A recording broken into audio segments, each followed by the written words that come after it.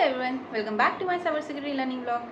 So my name is Roshni Yadav and today I am going to talk about IPv4 addresses, IPv4 header. So in the previous video जहाँ मैंने explain किया था अपने पूरा IP addresses के बारे में कि IP addresses क्या होता है, उसे क्यों यूज़ करते हैं, उसके कितने क्लासेस होते हैं, उसके कितने टाइप्स होते हैं, वो सब के बारे में. अब जो IPv4 हेडर है, IPv4 एड्रेस है, वो एक IP एड्रेस का टाइप है. अब IP एड्रेस से और भी टाइप है, जो जैसे कि हमारा प्राइवेट होता है, पब्लिक होता है, IPv4 है, IPv6 है, स्टैटिक है, डायनेमिक है, ये सब कुछ है. तो हम इसमें बात करेंगे IPv4 एड्रेस के बारे में. तो IPv4 एड्रेस क्या होता है हमारा? IPv4 एड्रेस एक ऐसा लॉजिकल एड्रेस होता है जिसमें जो हमें बताता है कि भाई उस पर्टिकुलर डेटा को कहाँ लेके जाना है, किसके पास लेके जाना है. जैसे मैंने प्रीवियस वीडियो में बताया था कि IP एड्रेस हमारा कैसे काम करता है, एक एड्रेस के काम करता है. जैसे मेरा जो घर का एड्रेस है वैसे ही IP एड्रेस होता है कि वो बताता है कि उस पर्टिकुलर डेटा को कहाँ लेके जाना है. अगर मुझे किसी को मुझे अगर कुछ पार्सल भेजना है तो उसके पास मेरा एड्रेस घर का होना चाहिए, राइट. वैसे ही अगर मुझे किसी को डेटा भेजना है तो मेरे पास उसके डिवाइस का एड्रेस होना चाहिए. तो वो जो डिवाइस का एड्रेस होता है वो IP एड्रेस होता है. तो वही काम होता है. तो वही IPv4 एड्रेस होता है कि IPv4 एड्रेस जो हमारा है वो 32 बिट्स का होता है, जिसमें 4 ऑक्टेट होते हैं. जो हमने बोला था IP एड्रेस जैसे दिखता है कि उसमें 4 ऑक्टेट्स होते हैं. तो हर एक ऑक्टेट हमारा 8 बिट का होता है और हर एक ऑक्टेट का रेंज हमारा होता है 0.0.0.0 से लेके 255 तक, है ना. तो ये हमारा पूरा रेंज होता है. अब IPv4 एड्रेस में हमारा आता है IPv4 हेडर. अब ये जो हेडर है वो हेडर हमारा बहुत इंपॉर्टेंट काम करता है. ये हेडर हमें बताता है कि भाई उस पैकेट को हमें लेके कैसे जाना है, उस डेटा को हमें लेके कैसे जाना है, उसको पहुंचाना कैसे सोर्स से डेस्टिनेशन तक, ये सब हमें बताता है. इसमें क्या होता है, IPv4 हेडर है जो हमारा वो 20 बाइट्स का होता है और इसमें टोटल 12 फील्ड्स होते हैं. एक्चुअली 13 फील्ड बोलेंगे लेकिन मेनली हम 12 ही बोलते हैं क्योंकि हमारा जो लास्ट है फील्ड वो ऑप्शनल होता है, उसको हम यूज़ इतना नहीं करते हैं. तो हम सिर्फ 20 बाइट्स और 12 फील्ड्स को ही काउंट करते हैं. अब IPv4 हेडर होता क्या है भाई, पहले ये समझते हैं. हेडर जैसे कि सपोज मैंने ना कुछ पार्सल, अगर आप लोग कुछ पार्सल करते हैं अमेज़ॉन से, फ्लिपकार्ट से, ऑनलाइन कुछ भी पार्सल करते हो, कुछ भी ऑर्डर करते हो, तो क्या होता है, पार्सल आता है. सपोज मैंने अमेज़ॉन से कुछ ऑर्डर किया है तो ऑर्डर पे क्या होता है कि जब पार्सल आएगा मेरे पे तो वो क्या करता है, अमेज़ॉन वाला जो कंपनी से मैंने ऑर्डर किया है उसका पहले पैकेजिंग होती है, उस पर पूरा उसका पैकेज लगा होता है एंड उसके ऊपर अमेज़ॉन वाला अपना पैकिंग करता है, अपना कोई बॉक्स लगाएगा, नहीं तो अपना वो पैकेट लिखा रहता है ना जिसमें अमेज़ॉन से आया है पार्सल करके, वो पूरा पैकेट लगा होता है. अब उस पैकेट के ऊपर एक लेबल लगा होता है. उस लेबल में क्या लिखा होता है, सारी इन्फॉर्मेशन होती है कि भाई भेजना किसको है, यानी कि मेरा नाम, मेरा घर का एड्रेस होगा, भेजना किसको है, कहाँ भेजना है, किधर है वो, कितने का है ये ऑर्डर, ये पार्सल कितने का है, उसको लेके कैसे जाना है. फॉर एग्जांपल अगर मैंने कुछ ग्लास का सामान मंगाया है या कुछ इलेक्ट्रॉनिक का सामान मंगाया है तो वो कैसा होता है कि उसमें लिखा होगा ना कि भाई हैंडल विथ केयर, उसको संभाल के लेके जाओ नहीं तो टूट फूट जाएगा. नहीं तो अगर कुछ ऐसे कपड़े मंगाए तो उसमें ऐसा कुछ लिखा नहीं होता है, तो लोग कैसे भी लेके आते हैं, उसको गाड़ी में फेंकते, इधर से लेके उधर से लेके कैसे भी. लेकिन अगर उसमें लिखा है हैंडल विथ केयर तो उसको संभाल के लेके आते हैं. तो वो जो लेवल है वो पूरा इन्फॉर्मेशन बताता है, पार्सल कहाँ है, किसका है, किधर से आया, किधर लेके जाना है, ये सब कुछ, कितने का है, कैसे लेके जाना है ये. तो ये जो लेवल है वो हेडर जैसे काम करता है हमारे नेटवर्किंग में. कैसे, क्योंकि अगर क्योंकि जो हमारा पैकेट होता है ना, उस पैकेट पे लगा होता है एक हेडर.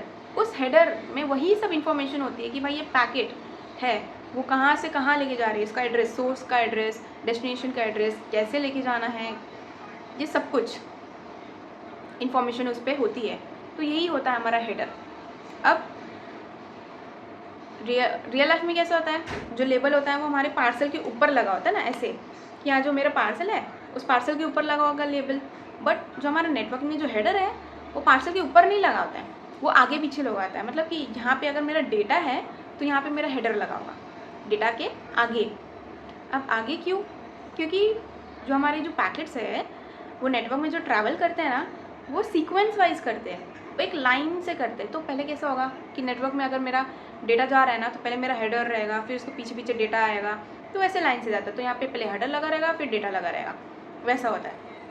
नेक्स्ट अब हम बात करते हैं भाई जो हमारा IPv4 हेडर है वो दिखता कैसे है एक्चुअली में. तो जैसे मैंने बोला था इसमें टोटल 12 फील्ड्स होती है, मतलब कि ये पूरा 12 फील्ड्स जैसा होता है, जिसमें 12 फील्ड्स होती है। हर एक फील्ड हमारी अलग अलग बाइट्स की होंगी और हर एक फील्ड में खुद का अपना अपना सबका काम होता है। तो सबसे पहला फील्ड जो हमारा आता है वो होता है वर्जन। अब वर्जन क्या होता है, वर्जन का काम क्या होता है? अब वर्जन जो है हमारा वो 4 बाइट्स का होता है, सॉरी 4 बिट्स का होता है, बाइट्स नहीं बिट्स, बिट्स अलग होते हैं, 4 बाइट्स अलग होते हैं, राइट। तो ये 4 बिट्स का होता है। तो जो ये वर्जन होता है ये सबसे इम्पॉर्टेंट काम करता है, यही बताता है कि भाई ये जो पर्टिकुलर डेटा है, पर्टिकुलर पैकेट है, वो कौन से वर्जन का है, वर्जन 1 का है, 2 का है। अभी जो हमारा वर्जन है ना, आईपी वर्जन, वो बहुत वर्जन्स के हैं, मतलब बहुत वर्जन्स बन चुके हैं, जैसे 2, 3, 4, 5 ऐसे टोटल 8 वर्जन्स हमारे बन चुके हैं। लेकिन हम उन सब पे इतना ध्यान नहीं देते क्योंकि वो सब इतने काम के नहीं आते। हमारा तो 7 और 8 वर्जन जो था ना, आईपी वर्जन 7, आईपी वर्जन 8, वो हम यूज़ नहीं करते, वो कुछ स्पेशल केसेस में यूज़ करते हैं, एड्रेसिंग के लिए यूज़ नहीं किया जाता है। लेकिन हमारा जो IPv4 वर्जन है, IPv6 वर्जन है, उसको हम एड्रेसिंग के लिए यूज़ किए जाते हैं, वो यूज़ किए जाते हैं अभी भी, बहुत बहुत यूज़फुल है ये सब दोनों, IP version 4, IP version 6। Now IP version 4, अभी जो वर्जन है ये हमें बताता है कि भाई ये पर्टिकुलर पैकेट है, ये हेडर है, ये कौन से जो पैकेट है, पैकेट डेटा है, वो कौन से वर्जन का है। क्यों? क्योंकि अगर नेटवर्क में एक डेटा जा रहा है तो वो नेटवर्क डेटा पे जा रहा है तो राउटर को पता होना चाहिए ना कि भाई ये जो हमारा डेटा है, जो हमारा जो पैकेट आया हमारे पास, वो कौन से वर्जन का है। वर्जन 4 के हिसाब से इसको पढ़ना है, वर्जन 6 के हिसाब से पढ़ना है, क्योंकि अलग अलग वर्जन है तो अलग अलग तरीके से इसको रीड किया जाता है, समझा जाता है, समझाया जाता है कि भाई इसमें कैसे टाइप ऑफ डेटा है, कैसे लिखा जाता है, वो सबका अलग अलग वे होता है। अब जो मेरा IPv4 वर्जन है उसके अलग फील्ड्स है, तो IPv6 वर्जन तो उसका सेम फील्ड्स तो ही ना है, वो वैसे सेम टू सेम नहीं है। IPv4 वर्जन हेडर जो है वो अलग है, IPv6 अलग है। तो इसीलिए सबसे पहले हम लोग वर्जन रखते हैं कि भाई हमारा जो डेटा ट्रैवल हो रहा है ना, तो सबसे पहले पता चलना चाहिए राउटर को कि इसको पढ़ना कैसे है, वो कौन से वर्जन के हिसाब से इसको पढ़ना है, समझना है, तो वो चीज़ है। फिर नेक्स्ट आता है हमारा IHL। नेक्स्ट फील्ड है हमारा IHL है, ये भी 4 बिट्स का होता है। अब IHL यानी कि internet header length. Internet header length, अब ये क्या बताता है भाई, ये हेडर का लेंथ बताता है कि पर्टिकुलर हेडर कितने लेंथ का है। जैसे हमारा एक डेटा है, डेटा के आगे जो हेडर लगा है वो कितने लेंथ का है, वो हमें बताता है। अभी हमें हेडर का लेंथ क्यों जानना है? क्योंकि भाई अगर किसी ने डेटा भेजा, रिसीवर के पास डेटा मिल गया, डेस्टिनेशन डेटा आ गया, तो उस डेटा के साथ हेडर भी लगा रहेगा। अभी डेस्टिनेशन पे पहुंच चुका है डेटा, तो अब हेडर की तो ज़रूरत नहीं है, हेडर को हम तो निकाल देंगे, डेटा को ही रखेंगे, क्योंकि वही हमारे काम की चीज़ है, उसमें ही हमारी इन्फॉर्मेशन है जो हमें चाहिए, राइट। तो क्या होता है, जो हेडर को क्या करते हैं हम, रिमूव कर देते हैं। अब रिमूव करने के लिए हमें पता होना चाहिए ना कि भाई एक्चुअल इसका साइज़ कितना है, उसका लेंथ कितना है हेडर का। अगर हमने ज़्यादा साइज़, ज़्यादा लेंथ रिमूव कर दिया तो क्या पता डेटा भी आधा निकल जाए। फॉर एग्जाम्पल कि अगर मेरे पास एक एनवलप है, उस एनवलप पे ड्रॉ किया रहता है ना कि एक सीजर करके मार्क बनाया रहता है कि भाई आप यहीं से कट करो। अगर आगे से कट किए या कहीं और से कट के क्या पता आपका अंदर जो फाइल है, अंदर जो आपका डॉक्यूमेंट है वही फट जाए। वही सेम चीज़ होता है कि हमें बताता है कि भाई हेडर का अगर हमें लेंथ पता हुआ तो हमें पता चलता है कि भाई कितना हेडर हमें रिमूव करना है और कितना डेटा है हमारा जो हमारे काम का है। कहीं उस रिमूव करने के चक्कर में हमारा डेटा ना रिमूव हो जाए या ख़राब हो जाए। तो ये होता है हमारा IHL का काम, इंटरनेट हेडर लेंथ। अभी जो हमारा जो IHL है, इंटरनेट हेडर लेंथ, उसका लेंथ 20 बाइट से लेके 60 बाइट तक, मतलब मिनिमम से मिनिमम 20 बाइट हो सकता है या मैक्सिमम तक हमारा 60 बाइट तक जा सकता है। अगर हमने ऑप्शनल वाला जो फील्ड है उसको भी लिया तो, कंसिडर किया तो 60 बाइट तक जा सकता है, नहीं तो वो 20 बाइट तक रह सकता है। अभी IHL का वैल्यू होता है, अगर वो पता करना है कि भाई IHL का पूरा लेंथ, हेडर का लेंथ कितना है, अगर ये पता करना है तो कैसे करेंगे कि जो हमारा IHL है उसका मिनिमम वैल्यू कितना होता है, 4 बाइट्स का होता है, 4 बाइट्स का होता है। तो मतलब बाइनरी में देखेंगे तो 0000 और वो मैक्सिमम तक हमारा 1111 तक रेंज कर सकता है, राइट। अभी जो हमारा वैल्यू है, IHL की कुछ वैल्यू होगी, वो वैल्यू को मल्टीप्लाई कर देंगे 4 से, तो हमारा मिल जाएगा IHL का लेंथ, यानी कि इंटरनेट हेडर लेंथ हमें मिल जाएगा। फॉर एग्जांपल अगर मैं लूँ कि सपोज़ मेरा IHL की वैल्यू है 1010 और उसको मल्टीप्लाई बाई किया 4। अब 1010 मेरा बाइनरी में 1010 है, लेकिन अगर उसको डेसिमल में देखेंगे तो हमारा बनता है 10। तो 10 × 4 करेंगे 40, तो हमारा पूरा जो IHL है वो होगा 40 बाइट्स का। वैसे ही हम कैलकुलेट कर सकते हैं अपना IHL का लेंथ। अब IHL के बाद हमारा आता है दूसरा फील्ड, वो होता है हमारा TOS। ये TOS क्या होता है? Type of service. Type of service का मतलब क्या होता है? टाइप ऑफ सर्विस मतलब कि अभी जो मैंने अमेज़ॉन से कुछ ऑर्डर किया था, मैंने बोला था ना कि अगर वो ग्लास का होगा या कुछ इलेक्ट्रॉनिक का सामान होगा तो उसको ज़्यादा इम्पोर्टेंस दे के उसको ज़्यादा अच्छे से संभाल के लेके आया जाएगा कि कहीं भाई टूट ना जाए, कुछ ख़राब ना हो जाए, तो उसको और अच्छे से इम्पोर्टेंट दिया जाता है, उसको और अच्छे से सामान लेके आया जाता है कंपेयर टू कपड़े होंगे या कुछ बैग वैग होगा तो उसको। तो ये टाइप ऑफ सर्विस यही काम करता है कि अगर कोई पैकेट है, उस पैकेट में कुछ इंपॉर्टेंट डॉक्यूमेंट्स है, कुछ इंपॉर्टेंट डेटा है या फिर कुछ ऑडियो फाइल है, वीडियो फाइल है, तो उस चीज़ को ज़्यादा इंपॉर्टेंस देता है कंपेयर टू कोई नॉर्मल टेक्स्ट फाइल है या कुछ भी है। तो टाइप ऑफ सर्विस हमें बताते हैं कि भाई उस पर्टिकुलर डेटा को कौन सी क्वालिटी ऑफ सर्विस देनी है, कि कितना ज़्यादा प्रायोरिटी देना है, कितना कम प्रायोरिटी देना है। जैसे मैंने बात की थी कि अगर वीडियो कॉल हुआ, ऑडियो कॉल हुआ या फिर हमारा टेक्स्ट मैसेज है, text message compare to audio file, video file या ऑडियो कॉल या वीडियो कॉल, उसको ज़्यादा इंपॉर्टेंस दिया जाएगा कंपेयर टू टेक्स्ट फाइल, क्योंकि ये ज़्यादा इंपॉर्टेंट है, इसको इंपॉर्टेंस ज़्यादा दी जाती है। अब हम नेटवर्किंग में, हमारे इंटरनेट में बात करेंगे तो वैसे ही ये टाइप ऑफ सर्विस हमें यही बताते हैं कि भाई कौन से पैकेट को इतना इंपॉर्टेंस देना है, कैसे लेके जाना है, किस तरीके से लेके जाना है, ये सब कुछ। और ये हेडर में मेंशन किया जाता है भाई कैसे क्या करना है। ये होता है हमारा टाइप ऑफ सर्विस वाला काम, है ना, यही होता है हमारा टाइप ऑफ सर्विस। और उसके बाद आता है हमारा ये जो हमारा टाइप ऑफ सर्विस है, ये पता कैसे चलेगा कि कौन से पैकेट, कौन से डेटा को कितना इंपॉर्टेंस देना है। तो ये जो वैल्यू लिखी होगी ना हमारे पैकेट पे, हेडर पे जो भी बिट्स होंगे, उस हिसाब से वो उसको इंपॉर्टेंस देता है कि अगर अगर ज़्यादा बिट की है तो उसको ज़्यादा प्रायोरिटी दी जाएगी। फॉर एग्जांपल अगर एक पैकेट है जिसका 010 बिट्स है और एक पैकेट है जिसका 001 बिट्स है, तो हम 010 को ज़्यादा प्रायोरिटी देंगे कंपेयर टू 001। ठीक है, ये होता है। अब नेक्स्ट आता है फील्ड हमारा टोटल लेंथ। टोटल लेंथ मतलब कि भाई ये बताता है कि पूरा हमारा जो डेटाग्राम है, डेटाग्राम मतलब कि हेडर प्लस डेटा, ये पूरा दोनों मिला के हमारा डेटाग्राम होता है। तो ये बताता है कि भाई ये पूरा जो डेटाग्राम है उसका टोटल लेंथ कितना है, एक्चुअल में इसको पूरा साइज़ कितना है, ये हमें काम बताते हैं। ये हमें बताते हैं कि टोटल लेंथ कितना है, आईपी पैकेट का पूरा टोटल लेंथ कितना है ना। अब इस जो आईपी पैकेट है उसमें आईपी हेडर होता है हमारा, आईपी डेटा होता है, ये होता है आईपी पेलोड जिसको बोलेंगे, वो होता है। अब ये टोटल लेंथ एक्चुअली में हमारा जो है फील्ड है, जो हमारा टोटल लेंथ, ये कितने बिट्स का होता है? ये होता है 16 बिट्स का। तो 16 बिट्स का होता है, तो उसका टोटल लेंथ हमें फाइंड आउट करना है। तो वो कितना होता है? 2:16 करेंगे ना तो टोटल लेंथ हमें मिल जाता है। तो समथिंग 65,536 बिट्स का होता है। तो ये हमारा होता है पूरा टोटल लेंथ, इतने लेंथ का हो सकता है हमारा जो डेटा होता है वो। अब ये मैक्सिमम वैल्यू बोली है मैंने, उससे कम भी होता है। नेक्स्ट फील्ड आती है हमारी आइडेंटिफायर। अब ये आइडेंटिफायर क्या होता है? देखो, हमें कोई भी डेटा ट्रांसमिट करना होता है ना, तो राउटर की ना कुछ कंडीशंस होती है कि भाई इतने ही साइज़ का होना चाहिए पर्टिकुलर डेटा। अगर इससे ज़्यादा हुआ ये पैकेट, ये डेटा अगर इससे कुछ ज़्यादा साइज़ का हो गया ना, तो वो राउटर उसको ड्रॉप कर देगा, उसको आगे फॉरवर्ड नहीं करेगा, या तो वो खुद से उसको फ्रैगमेंट कर देगा, यानी कि खुद से उसको छोटा कर देगा।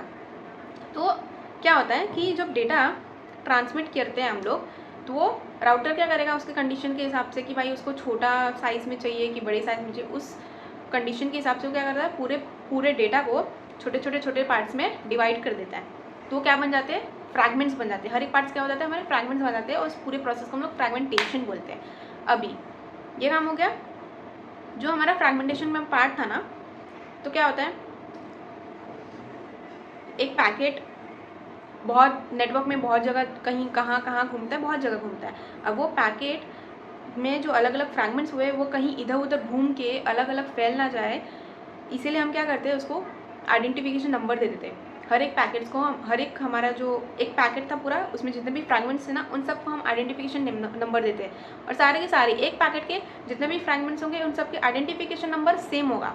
फॉर एग्जाम्पल देखो, अगर मेरा एक पूरा पैकेट है, उसका सबसे आगे वाला पार्ट होता है और अलग अलग फ्रैगमेंट्स हो गए, मतलब बहुत सारे फ्रैगमेंट्स के हैं। और जो सबसे पहले आगे जो रहेगा ना उसको हम लोग आइडेंटिफायर बोलेंगे, उसको हम लोग आइडेंटिफाई दे देंगे और उसके पीछे वाले को आइडेंटिफायर दे देंगे। मतलब कि जो सबसे आगे वाला रहेगा वो आगे आगे चलता रहेगा, उसके पीछे सब आते आते रहेंगे। तो ये जो आगे वाला रहेगा ना वो बोलेगा कि भाई जो मेरे पीछे आ रहे हैं ना वो सब मेरा ही पार्ट है, उसको अलग मत करो, वो मेरे साथ ही चलेंगे, और वैसे ही वो साथ में लेके जाता है। तो जिससे क्या होता है कि जो अलग अलग फ्रैगमेंट्स हुए हैं, छोटे जो पार्ट्स हुए हैं, वो कहीं घूमेंगे नहीं, कि आगे जाके जब उसको वापस से रिकन्स्ट्रक्ट करना पड़ेगा, उस अलग अलग पार्ट्स को वापस से वापस पूरा बड़ा पैकेट बनाना पड़ेगा ना, तो हमारे लिए बहुत ईजी हो जाएगा। ईजिली हम उसको कर सकते हैं, एक वापस से रिकन्स्ट्रक्ट कर सकते हैं और वापस से पूरा फुल पैकेट बना सकते हैं।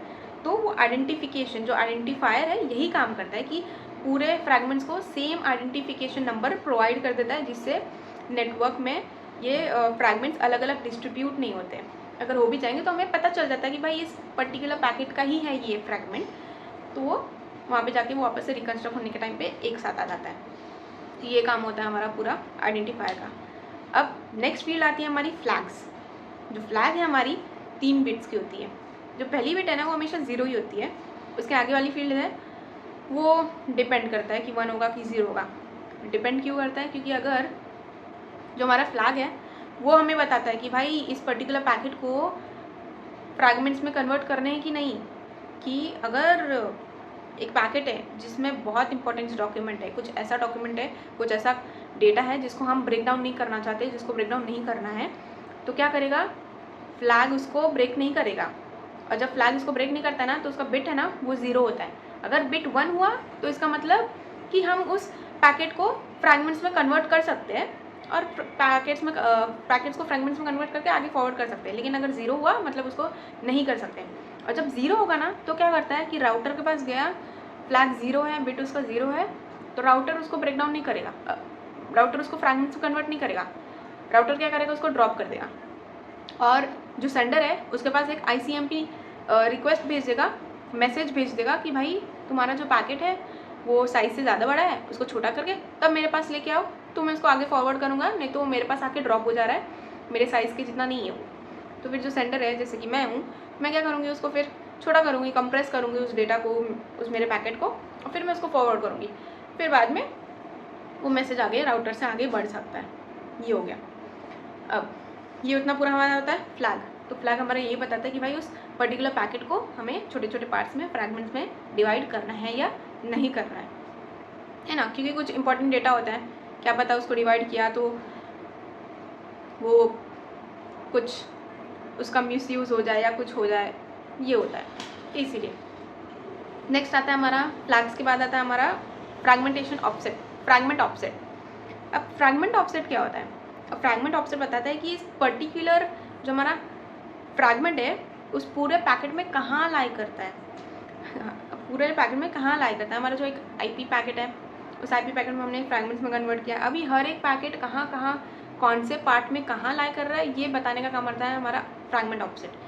जैसे समझो ये हमारा एक पैकेट है, ये हमारा एक पैकेट है, उस जैसे हमारा एक पूरा बड़ा पैकेट है, उस पैकेट को हमने 2 पार्ट में किया और इस पैकेट में से भी हमारा छोटे छोटे फ्रैगमेंट्स हुए। तो ये पर्टिकुलर जो पैकेट्स है, जो पर्टिकुलर फ्रेगमेंट्स है, वो कहाँ लाई करेगा, वो कहाँ उसका पोजीशन कहाँ है, आगे है, पीछे है, या बीच में है, या इधर है, उधर है, ये बताने का काम करता है हमारा फ्रैगमेंट ऑफसेट। तो ये होता है हमारा फ्रैगमेंट ऑफसेट। ठीक है, इसके बाद आता है हमारा TTL। अब TTL क्या होता है? TTL यानी कि टाइम टू लीव। अब टाइम टू लीव मतलब कि ये बताता है कि पर्टिकुलर जो IP पैकेट है वो कितने देर तक हमारे नेटवर्क में रह सकता है। कि इतना टाइम हो गया तो वो नेटवर्क के बाहर निकल जाएगा अपने आप, नहीं तो क्या पता अगर हम उसको टाइम नहीं देंगे तो वो हमेशा नेटवर्क में ही रहेगा, जिससे प्रॉब्लम हो सकती है। फॉर एग्जांपल कि सपोज़ कि मैंने एक डेटा भेजा है नेटवर्क में भेजने के लिए, तो मेरा सेंडर यहाँ पे है, मैंने यहाँ से डेटा भेजा है, वो गया दूसरे राउटर के पास, वो राउटर ने दूसरे राउटर के पास भेजा। अब वो राउटर ने क्या किया, डेस्टिनेशन के पास डेटा भेजने की जगह उसने वापस से मेरे पास ही भेज दिया। तो कैसे होगा? फिर वो लूप में फंस जाएगा कि यहाँ से फिर यहाँ जा रहा है, यहाँ से फिर यहाँ जा रहा है, यहाँ जा रहा है, यहाँ जा रहा है, यहाँ जा रहा है, यहाँ जा रहा है, वो बाहर निकल ही नहीं पाएगा।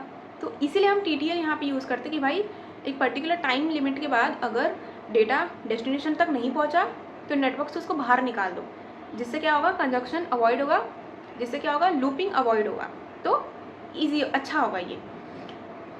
अब TTL दिया कैसे जाता है, कैसे पता चलेगा कि कैसे देना है TTL? देखो, सपोज़ मैं हूँ सेंडर, यहाँ से सेंडर है और ये है मेरा इधर डेस्टिनेशन, और सेंडर और डेस्टिनेशन के बीच में हमारा आ रहा है 4 राउटर या 3 राउटर। सपोज़ 3 राउटर है, 3 राउटर से होने के बाद वो डेटा डेस्टिनेशन के पास जाएगा। अभी मोस्ट ऑफ द टाइम क्या होता है कि सेंडर को पता होता है कि कितने राउटर के बाद डेस्टिनेशन के पास जाएगा, तो उस हिसाब से वो TTL उसको दे देता है कि भाई 3 राउटर है, यानी कि उसको क्या दे देता है, वो काउंटर सेट कर देता है कि अगर 3 राउटर है, 3 राउटर होने के बाद अगर डेस्टिनेशन पास नहीं गया तो बाहर निकल जाना नेटवर्क से, लेकिन अगर पहुंच गए तो अच्छी बात है, नहीं गया तो निकल जाना राउटर से बाहर। लेकिन मोस्ट ऑफ द टाइम क्या होता है कि सेंडर को पता होता है कि इतने राउटर के थ्रू जाना है, लेकिन नहीं पता होगा तो क्या करना है, नहीं पता होगा तो सिंपल से क्या करना है कि बाय डिफ़ॉल्ट वैल्यू लग जाएगी जो होती है हमारी 2⁸, यानी 256 बिट्स, तो वो लग जाती है, तो उसमें दिक्कत नहीं है। सो अब सपोज़ करो कि भाई यहाँ सेंडर है, यहाँ हमारा डेस्टिनेशन है, अभी मैंने काउंटर जो है मैंने सेट किया है 3 और बीच में मेरे 3 राउटर ही है।